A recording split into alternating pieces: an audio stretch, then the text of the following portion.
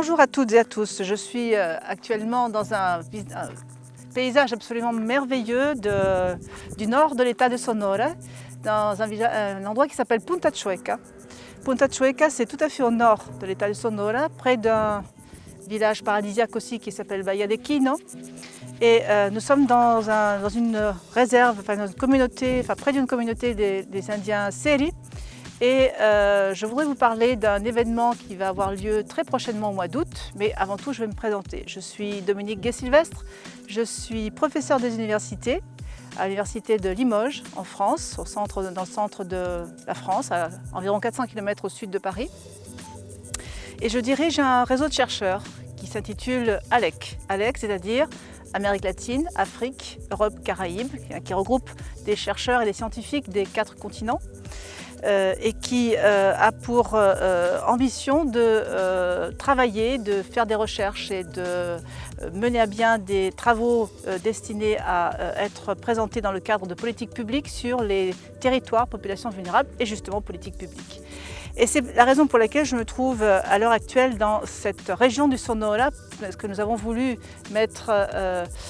en exergue ces 2 États qui sont le Sonora et le Sinaloa, les 2 États du nord du Mexique,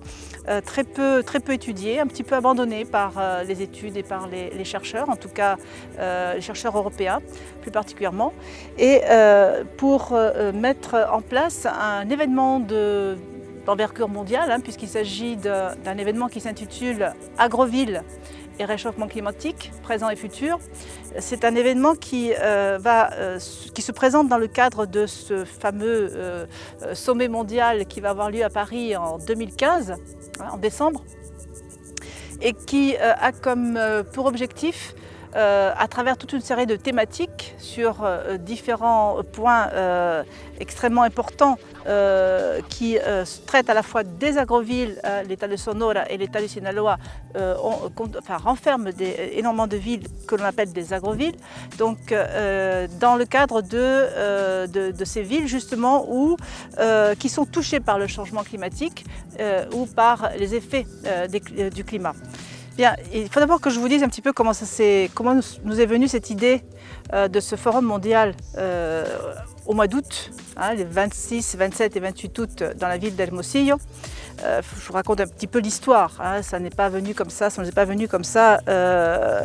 disons, de but en blanc. Nous avons fait un certain nombre de recherches, d'études, et à la fois avec l'Université autonome du Sinaloa, les chercheurs de l'Université autonome du Sinaloa et membres du réseau ALEC,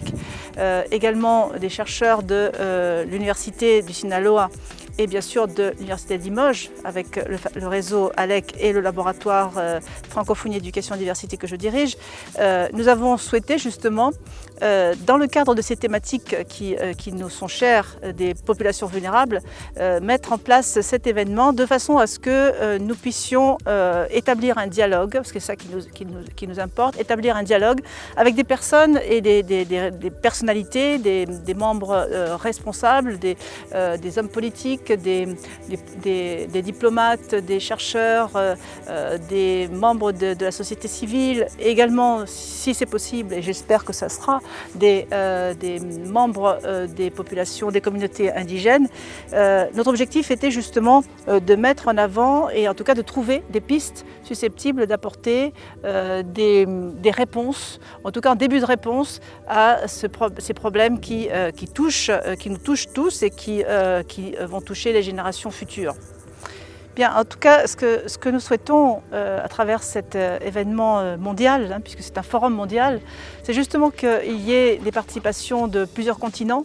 dans la mesure où, en faisant justement des recherches sur les agrovilles et sur le réchauffement climatique, nous rendons compte que les problèmes que connaissent des régions telles que le Sonora, le Sinaloa et bien entendu le reste du monde sont très